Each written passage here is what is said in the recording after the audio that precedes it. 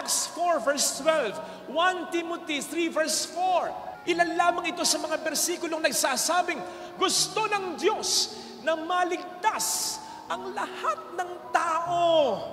Maraming nagtaas ng kilay, lalo na yung mga konserbatibo. Ang sabi nila, hindi dapat kasi baka isipin nila, tama yung ginagawa nila, tama yung estado, yung pamumuhay nila, hindi dapat ganon. Hindi dapat i-bless yung mga yan. Kapatid, maliwanag dun sa instruction na yung blessing na ibibigay sa kanila should not resemble in any way marriage. Ibig sabihin, yung blessing na ibibigay sa kanila ay hindi dapat makahawig kahit konti ng pagbabasbas para sa mga kasal o ikinakasal. So ibig sabihin, wala dapat vows. Wala dapat damit.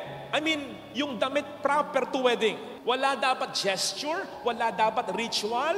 Wala dapat mga actions na proper sa marriage. Hindi dapat within the context of a religious service. Hindi dapat sa loob ng misa. Kaya mga sisters, mga brother dyan, kung gusto niyong magpa-bless, okay lang. Pero wag kayong aarya, Father, i-bless mo nga kami anniversary namin ng jowa ko ni Junjun. Tapos magsusumpaan kayo. Tapos magkikis pa kayo. Tampaling ko kaligayahan ninyo. Di pwede yun. Few days ago, nagpunta po kami ng aking pamilya sa Cebu. First time ko sa Cebu. At babalik ako kasi maganda pala sa Cebu. At mabait ang mga Cebuano. Hi po sa inyo mga taga Cebu. Hindi ko malilimutan, bukod sa nagpunta kami sa Whale Sharks, nandun din yung masarap na paliguang spring sa Argao, yung ka-treasure kung tawagin, yung canyoneering experience namin sa Kawasan. Man, ibang klase. Kaya salamat sa southbound canyoneering service under kay J.R. Cero ng Cebu Tour. Maraming salamat sa inyo sapagkat sinigurado nila na kami mag-enjoy at magiging safe ang aming canyoneering experience. Kasi po, isa sa mga activities ng canyoneering sa Kawasan ay yung pagtalon sa mga falls. Maraming falls ang tatalonan mo. Problema ko ito, lalong-lalo na kapag mataas na, meron akong fear of heights. Tapos, hindi rin ako marunong lumangoy. Kaya struggle sa akin, lalong-lalo na yung huling 2 falls. Yung 22 feet, tapos yung pinakahuli, 32 feet. Men, taas nun. In fact, dun sa 22 feet, nagba-back out na ako. Ayoko na. Kaya lang lumapit sa akin yung kapatid ko, si RJ. Ang sabi ni RJ, ito yung totoong mga salita, walang exaggeration to. Kuya, bakit? Ang daming tao, yung iba dyan, sigurado ko, kilala ka. Anong sasabihin nila? Si Father Fidel, duwag pala. Ano? Kahiyaan na to, kuya. Sige na, talo na. Tumalon ako, kahiyaan eh. Pero yung 32 feet, ibang usapan yun. Napakataas na nun. At napakalalim na nung babagsakan mo doon. Sinukat ko eh. Doon ako sa iba. Naku, napakalayo nung babagsakan. Taas. Sabihin ng kahayaan kung kahayaan, may ibang ang foreigners pa, lalaki, nagbaback out eh. O diba? Hindi na makakahiya yun. Kaya lang, ito na naman si RJ, yung kapatid ko. Again, hindi exaggeration to. Alam niyo, sabi sa akin ng kapatid ko, Kuya, ano na naman? Kuya, nakita mo yung unang tumalon? Oo, iglesia yun. Patatalo ka ba sa iglesia? Hindi. Talo na. Sa maniwala kayo sa hindi, dahil lang sa dahilan na yon, tumalon ako. Tatalo ba naman tayo? Di ba? Sa mga kapatid nating Iglesia ni Cristo, no offense po biro-biroan lang bagaman totoo yung eksena ngayon biro-biroan lang. Hindi natin ito dapat seryosohin sapagkat ayaw ito ng Diyos natin. At yan ay in the light ng ating pagdiriwang ngayon. Ang kapistahan ng pagpapakita ng Panginoon sa lahat ng tao. Bakit natin sinasabing sa lahat ng tao? Kasi alam po ninyo, sa mentalidad ng isang Hudyo, lalong-lalo na noon ng panahon ni Kristo, 2 lang ang klasifikasyon ng tao sa buong mundo. Hudyo at hindi Hudyo. Lahat ng Hudyo, solid kami. Parang ganun sila. Solid kami. Puro Hudyo. Bahala na kayo, ibang lahi. Magsama-sama na kayo. Basta kami, solid dito. Kasi para sa kanila, sila ang piniling bayan ng Diyos. Sila lang ang mahal ng Diyos. Kaya kapag dumating ang tagapagligtas, sila lang ang makararanas ng pagliligtas. Sila lang mga Hudyo. At hindi yung ibang klasifikasyon ng tao. Kaya, napakahalaga ng pagdiriwang natin sa araw na ito sapagkat si Kristo'y nauna nang nagpakita sa mga Hudyo. Si Maria Hudyo, si Jose Hudyo, ang mga pastol Hudyo. Pero ngayon, sa mga pantas ng mga hindi Hudyo, kung yun ang klasifikasyon ng tao sa mata ng isang Hudyo, buong mundo, Hudyo at hindi Hudyo, kanino ngayon nagpakita? Si Kristo. Sa mga Hudyo at sa mga hindi Hudyo. Ibig sabihin, sa lahat ng tao. Sapagkat Acts 4 verse 12, 1 Timothy 3 verse 4, ilan lamang ito sa mga bersikulong nagsasabing, gusto ng Diyos na maligtas ang lahat ng tao sa pamamagitan ni Kristo. Kaya sabi ko, hindi dapat seryosohin, bagamat biruan lang kanina, yung kompetisyon ng mga relihiyon, lalo pat kung ang pag-uusapan ay salvation, sapagkat yan ay alok sa lahat ng Panginoon. That is why, special din para sa atin ang araw na ito. Bakit? Tandaan po natin, hindi tayo Hudyo.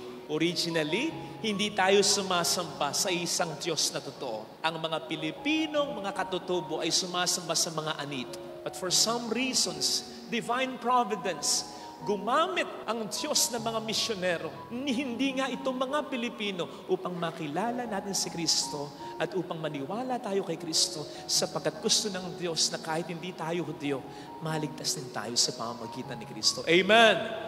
So dapat ganun din ang mentalidad nating mga Katoliko. Kaya nga Katoliko, pangkalahatan dapat ang mentalidad pagdating sa kaligtasan. Lahat may karapatan sa pamamagitan ng paniniwala kay Kristo. Kamakailan ay naging issue yung, sabi ni Pope, pwedeng i-bless yung mga same-sex couple, yung lalaki, babae. Maraming nagtaas ng kilay, lalo na yung mga konserbatibo. Ang sabi nila, hindi dapat kasi baka isipin nila, tama yung ginagawa nila, tama yung estado, yung pamumuhay nila, hindi dapat ganon. Ang nilikha ng Diyos, lalaki at babae lang. Lalo pat kung nagsasama pa yung mga, nakaw, hindi dapat i-bless yung mga yan. Kapatid, maliwanag dun sa instruction na yung blessing na ibibigay sa kanila should not resemble in any way marriage. Ibig sabihin, yung blessing na ibibigay sa kanila ay hindi dapat makahawig kahit konti ng pagbabasbas para sa mga kasal o ikinakasal. So ibig sabihin, wala dapat vows, wala dapat damit, yung damit proper to wedding. Wala dapat gesture, wala dapat ritual, wala dapat mga actions na proper sa marriage. Hindi dapat within the context of a religious service. Hindi dapat sa loob ng misa. Kaya mga sisters, mga brother dyan, kung gusto niyong magpa-bless, okay lang. Pero wag kayong aarya, Father, i-bless mo nga kami anniversary namin ng jowa ko ni Junjun. Tapos magsusumpaan kayo, tapos magkikis pa kayo, tampaling ko kaligayahan ninyo. Hindi pwede yun. So, hindi dapat i-bless nang mami-misinterpret na ang ibine-bless ay ang kanilang pagsasama. No. Hindi ibine-bless ang kanilang pagsasama. Ang ibine-bless ay partikular silang dalawa, sila o siya bilang tao, bilang anak ng Diyos, tulad mo, tulad ko, na nangangailangan ng pag-ibig at awa ng Diyos. Upang bigyan tulad mo, tulad ko, siya ng lakas na mamuhay sa kabutihan. In his case, in her case, upang kumawala siya eventually sa relasyon, kung meron silang pangit na ginagawa, kung meron silang masamang ginagawa, or kung wala, sige, manatili sa relasyon. Pero dapat panatilihin din ang pagiging pure, chaste ng kanilang relasyon.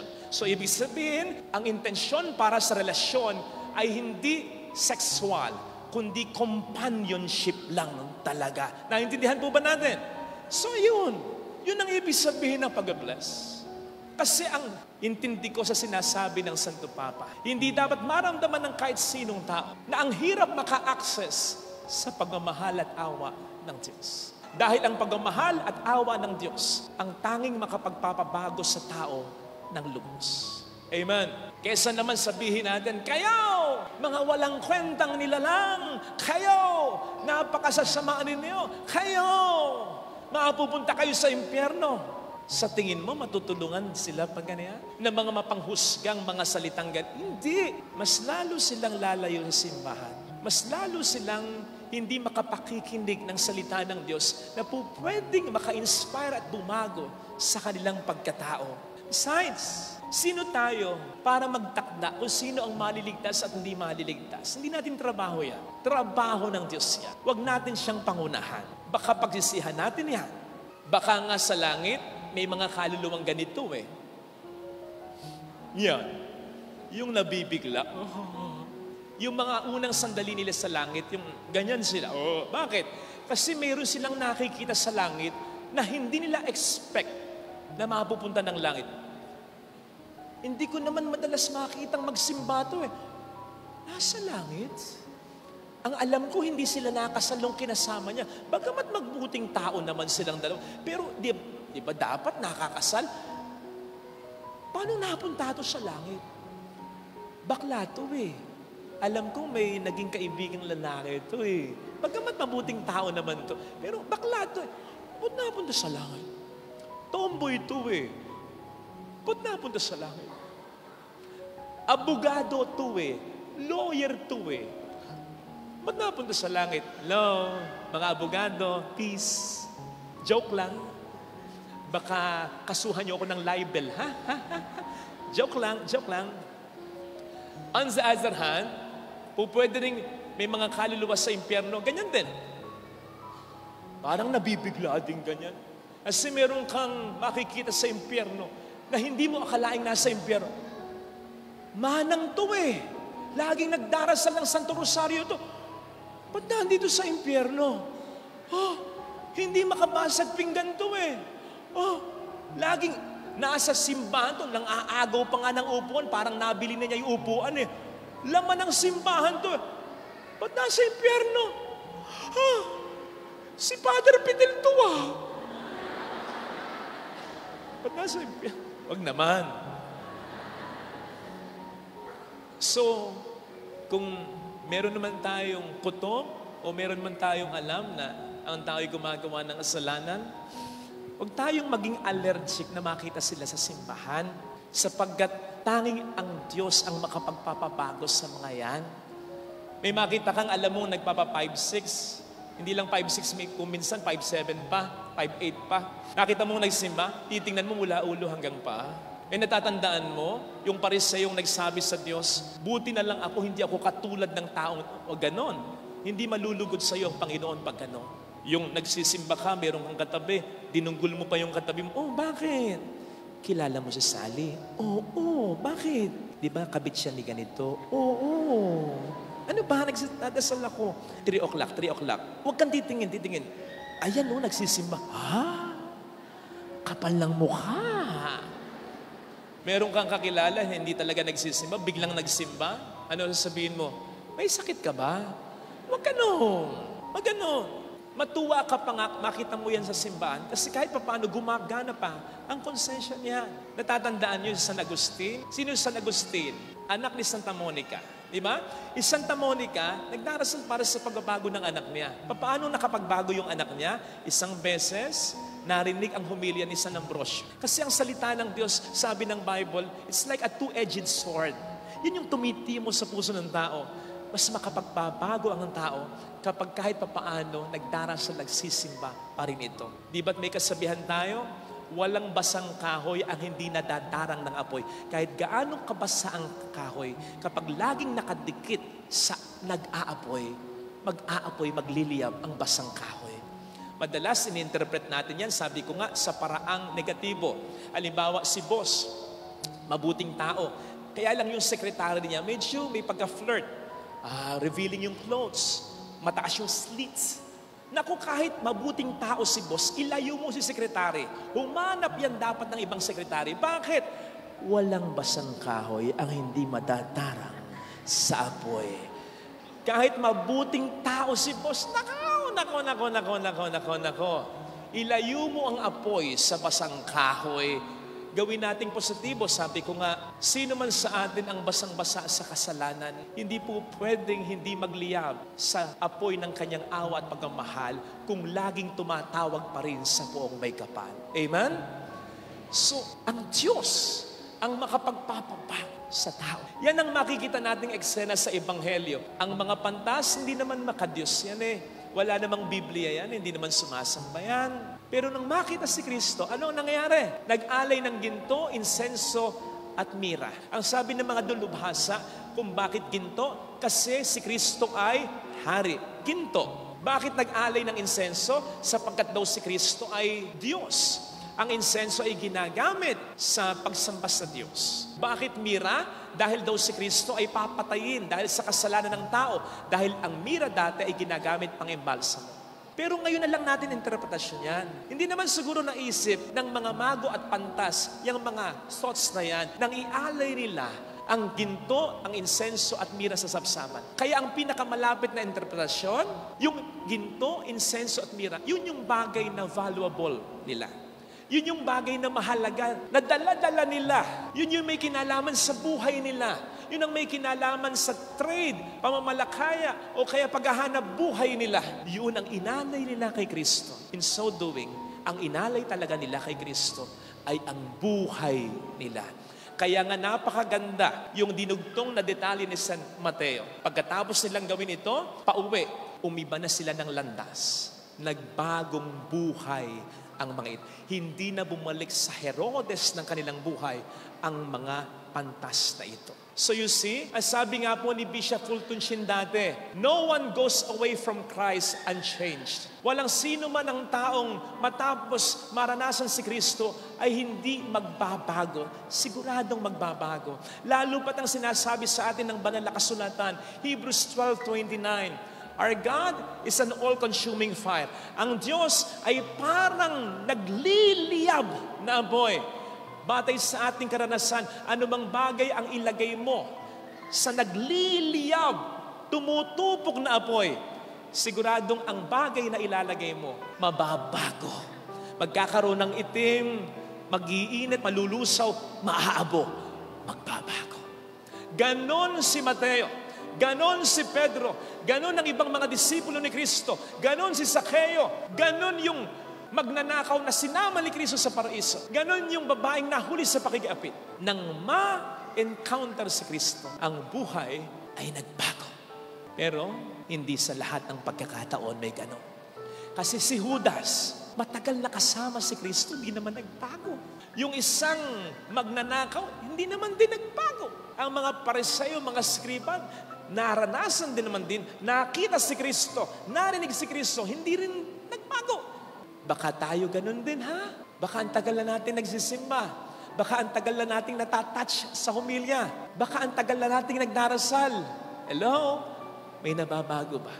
Tandaan natin ang tunay na encounter at pagbabago sa tulong ni Kristo. Hindi yung habang nakaupo ka, natatouch ka sa humilya. Hindi yung mamayang pagtayo mo ay praise and worship ka sa Kanya. No. Like the Magi, tulad ng mga mago, ang tunay na enkwentro at karanasan, pakikipagtagpo kay Kristo, ay yung pagluhod sa harapan niya, pagpapatira pa sa harapan niya, either literally, metaphorically, figuratively. Yung ialay mo ang lahat sa Kanya.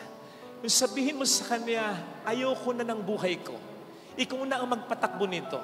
Tatalikuran ko na ang mga kasalanan ko. Panginoon, pagod na ako na may nakaimbak na galit, inggit, hinanakit sa puso ko. Isinusurrender ko na ang lahat sa iyo. That is true worship. Hindi yung mag-alay tayo ng anumang material na bagay. Ang ialay natin as true worship sa Panginoon ng ating buhay. Kapatid, napakahalaga nito. Lalo pat ngayong magtatapos na ang season ng Pasko. Hindi ba't gusto natin araw-araw Pasko? Gusto natin yung masarap at masayang pakiramdam, magaang pakiramdam, magandang pag-asa na dulot ng Pasko ay manatili sa ating puso. Bukas po pwede na nating ligpitin ang mga Christmas lights at mga parol Christmas trees natin. Kasi nga, ito na yung kapistahan din ng tala. Sa tala, kinuha yung inspirasyon para tayo gumawa ng mga Christmas lights at parol. So ito na yun. So po pwedeng mamaya magligpit ka na. At sa pagliligpit mo, wala na yung pailaw ng tahanan mo. Wala na yung mga dekorasyon. Sana naman, huwag sumabay ang buhay mo. Huwag biglang dilim uli ang buhay mo. Huwag biglang lungkot uli ng buhay mo. Huwag biglang nawawalan uli ng pag-asa o gana ang buhay mo, kapatid. May naranasan kang maganda, lalo na ngayong Pasko. Naranasan mo sa pamamagitan ng pag-isimba, pagdarasal, o kaya sa piling ng mahal mo. Siyempre, sa pamamagitan ni Kristo nag-i-inspire sa'yo. Panatilihin mo yung ilaw ng pag-asa dyan sa puso mo. Yung New Year's resolution mo, ganahan mo, gawin mo. Yung gusto mong magandang mangyari sa buhay mo ngayong taong ito, yung magandang pananaw mo para sa taong ito, yung pinag-usapan natin dati sa sermon na bago ang taong ito. Kaya better ang taong ito. Alagaan mo yan. At huwag sa pagliligpit ng mga Christmas lights at parol, biglang dumilim uli, balik sa, ay wag. Panatilihin mo. Tingnan mo yung mga mago, mga pantas. Nang umalis sila, pagkatapos makita si Kristo, may tala ba uli? Wala na. Bakit? Hindi na namin kailangan yung talang yan. Kasi yung tala ni Kristo, yung inspirasyon ni Kristo, nandito na. Okay? So, mas magdasal, mas magsimba, mas isurrender natin ang ating buhay sa Kanya para manatili yung liwanag ng pag-asa sa ating puso para araw-araw Pasko. Hindi mamamatay ang liwanag kung ito'y nakadikit sa source ng liwanag. Sa liwanag na hindi nauupos o natutupok. Sa liwanag ni Kristo sa buhay mo at sa buhay ko. Ito sanang hilingin nating biyaya sa banal na pagdiriwang na ito. Amen.